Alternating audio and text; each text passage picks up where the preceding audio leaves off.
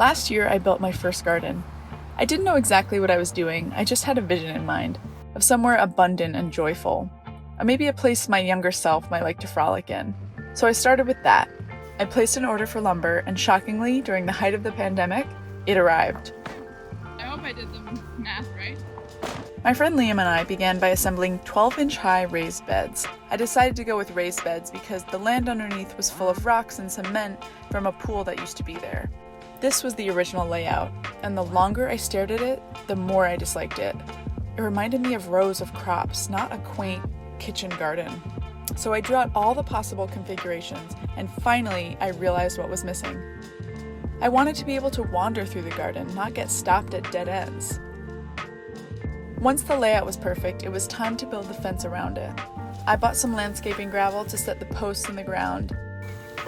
Yeah? And after a lot of measuring twice, So switch those two. The bottom's 150, top's 150 and a half. Left top 150 and a half. we had walls. Beginnings of the garden. I opted for a last-minute paint job, green, in hopes that it would blend in a little more with the natural surroundings.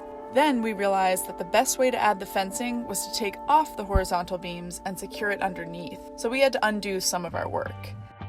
I used 1x1 deer fencing and buried a 12-inch skirt underground to keep rodents out. Finally, after several weeks of building, it was time to plant and let the sun do her thing. After a couple weeks of sun and rain, everything was thriving, and it was time to have a taste. You want to pick a little leaf and eat it? It's minty. And then it happened.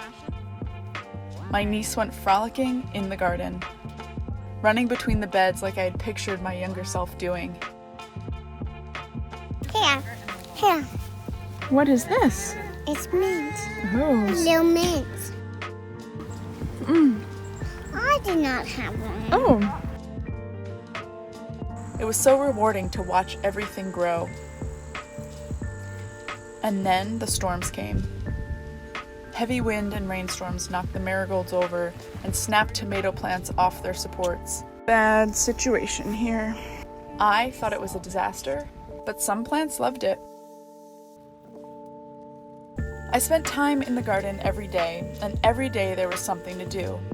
I made a seat that slides right onto my beds. It was in the height of the season that I was feeling very proud, and I wanted to add a final bit of flair. I found some extra slab in the barn and decided to add a welcome mat just inside the front gate. I cut a rectangle in the soil and removed the grass so the slab would fit perfectly. And then I dropped it in, and it cracked right down the middle. A glaring mistake. It was in that moment that I realized the metaphor. Even though I agonized over and planned out every inch of the garden, it will always have a life of its own. The squirrels will get into the tomatoes, the caterpillars will try to eat all the broccoli, or worse. These things will happen, and that's okay. So I left the broken slab in place, and every time I come into the garden, I look down at the improvised welcome mat. A garden is not a place where you need to be perfect. It's a place where you can just be.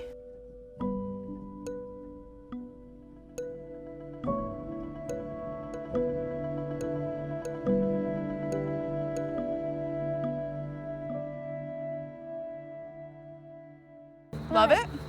Mm-hmm. Really? Let's make parsley tea.